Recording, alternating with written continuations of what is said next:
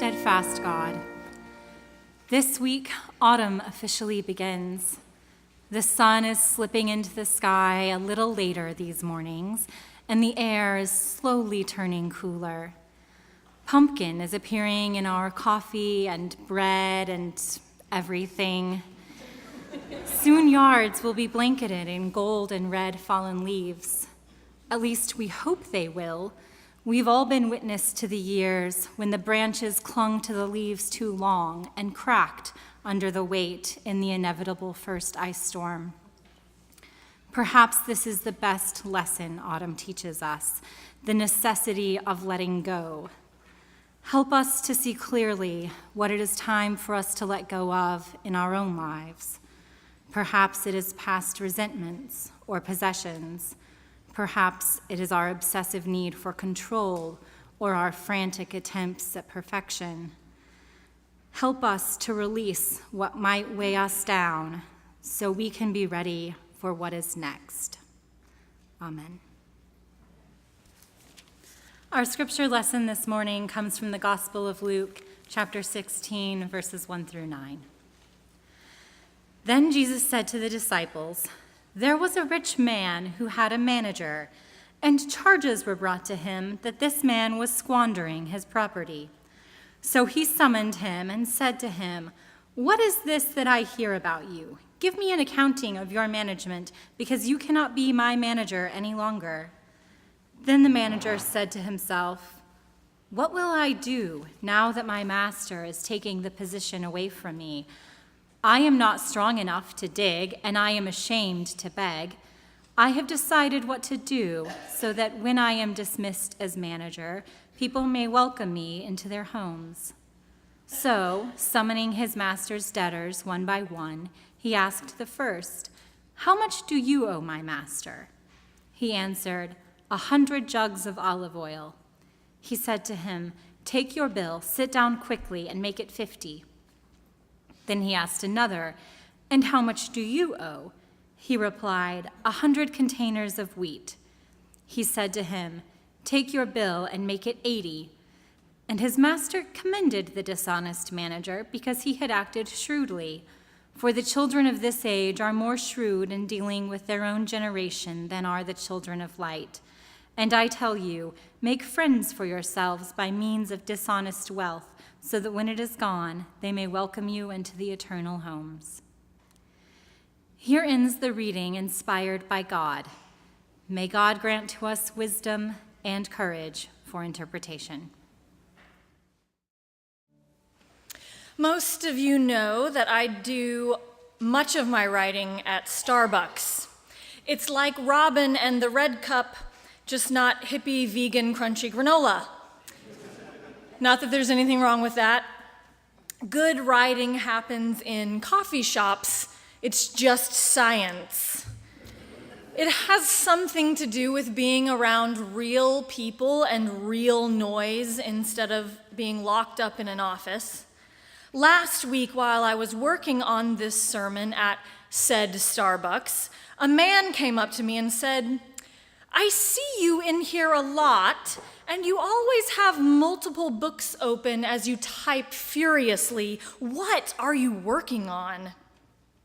"I'm writing my sermon for this Sunday."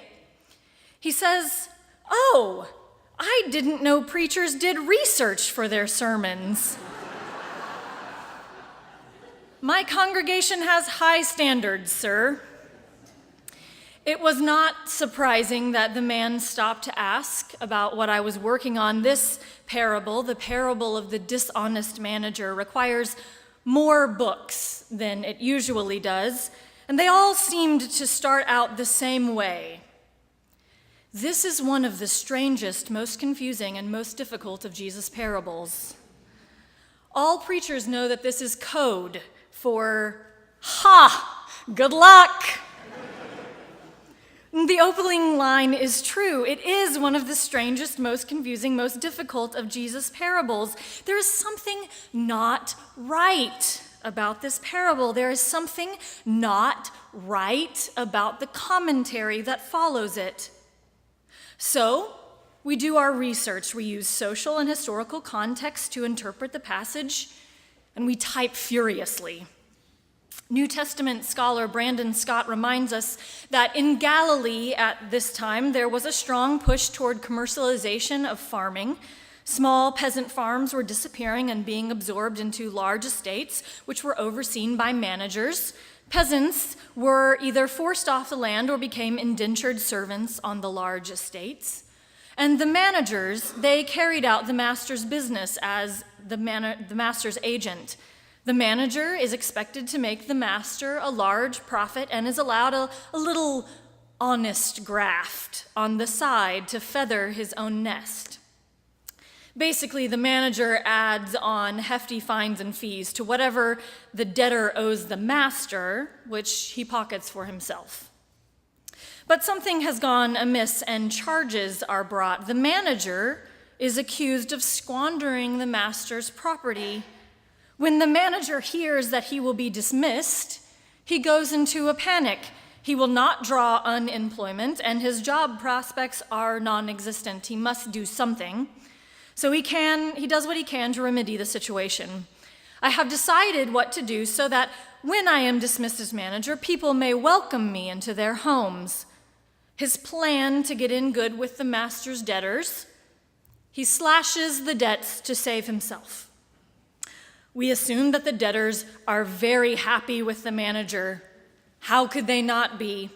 Can you imagine getting a call from the student loan officer and being told that by some fuzzy math miracle, it will now take you only 10 years instead of 20 to pay off that really practical philosophy degree? I mean, the parable doesn't come right out and say it, but the debtors had to be pretty happy, and they had to have welcomed the former manager into their homes. But what about the master? What was his response? While the debtors might be thrilled, the master has likely lost some money. We expect the master to be upset with the manager, but the parable takes an unexpected turn. And his master commended the dishonest manager because he had acted shrewdly.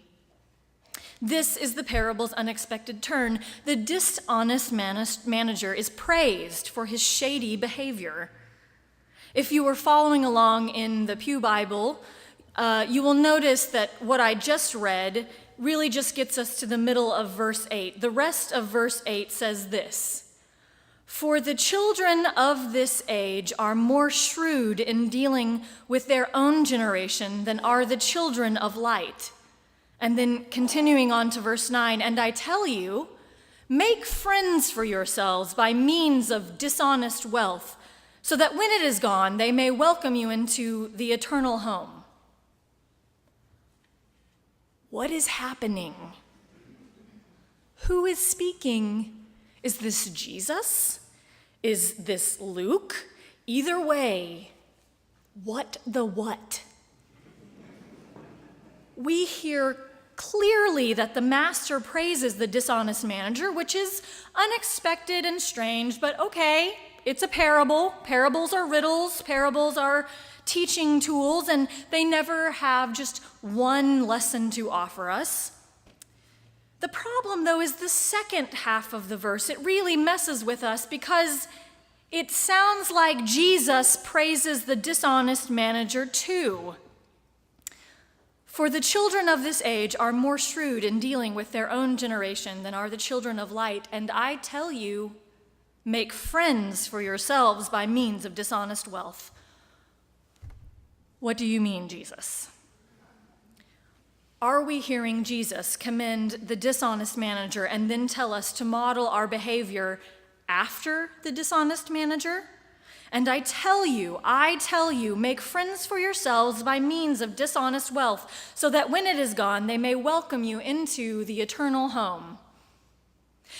That the parable takes an odd turn is not offensive. It is a parable after all, but the rest of it goes too far. It leaves us with a bad aftertaste. Pass the mouthwash, please. Preferably the refreshing righteous indignation mint flavor. I need Jesus not only to denounce the dishonest manager, but to also tear apart an unjust system that keeps the poor poor. I certainly don't need Jesus encouraging anyone to make friends by means of dishonest wealth. We have enough of that happening already. The characters in this parable are a little too familiar, a little too recognizable. Unjust managers, mounting debt, dishonest wealth, fines and fees, masters, and the ever-widening gap between the rich and the poor. Oklahoma must be the new Galilee. Last year in Oklahoma, the state lost $473 million in revenue from taxing horizontal production at 1% and deep wells at 4%, rather than the standard rate of 7%. Over half of all production was taxed at just 1%. This year, in 2016, the state is expected to provide over $390 million in tax breaks in the form of a lower tax rate on current production. Anywhere outside of this state, this is recognized as giving away the farm. It is also known as a lost opportunity to prepare for the inevitable bust of the boom and bust cycle that has been very well documented in our state. For the children of this age are more shrewd in dealing with their own generation than are the children of light. That's not all. For over a decade, the managers of money in Oklahoma have been lowering the top income tax rate, arguing that people should be able to keep what they earn. They leave out a really important word. What they really mean is the richest people should be able to keep what they earn. And we know this because the tax cuts have overwhelmingly benefited only the wealthiest Oklahomans. A higher share of total taxes paid is paid by the poor. Last year, the poorest 20% of Oklahoma households paid 10.5% of their income in state and local taxes, compared to just 4.3% paid by the wealthiest 1%. And the result of this corporate welfare and tax cuts for the wealthy, our prisons are bursting at the seams, but only have about half of the staff they need. Almost every state agency has cut their budget by at least 20%, slashing crucial services. Our teachers have gone 7 years without a statewide pay raise, and school districts across the state are facing a severe teacher shortage, which has led to larger class sizes and unfilled teacher vacancies. My sister is an 8th grade history teacher. She has 180 students in 6 hours. There isn't a curriculum coordinator for the district where she lives, so she does that too, but without extra pay. If I don't do it, it'll only make things harder during the year for me and my colleagues, she tells me. Make friends for yourselves by means of dishonest wealth. Don't worry, Jesus, Oklahoma is listening. Many of you know the story of our own Larry Stream. We celebrated him just a few weeks ago. We learned the circle game. We admired his paintings. We even made it into the Oklahoman in a positive article, which, as Sean Myers pointed out, may have been the cause of the most recent 5.6 earthquake.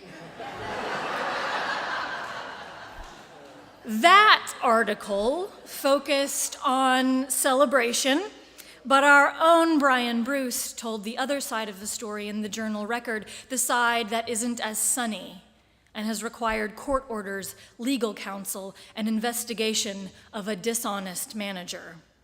As Brian explained, the person who was supposed to be looking out for Larry's financial security had spent most of the money on new cars and other personal expenses, quickly cutting down the trust from the $2 million his parents believed would see Larry through the rest of his life to $150,000.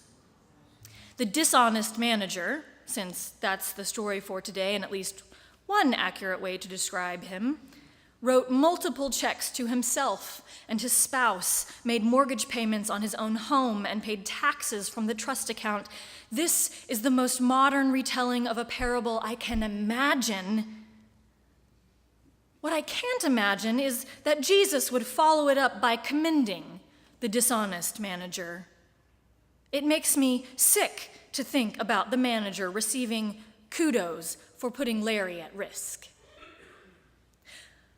Perhaps because I want to believe that Jesus is as sarcastic as I am, I think this parable, this excerpt, is the equivalent of an Onion article. The Onion is an online media company that publishes satirical news stories. A few headlines.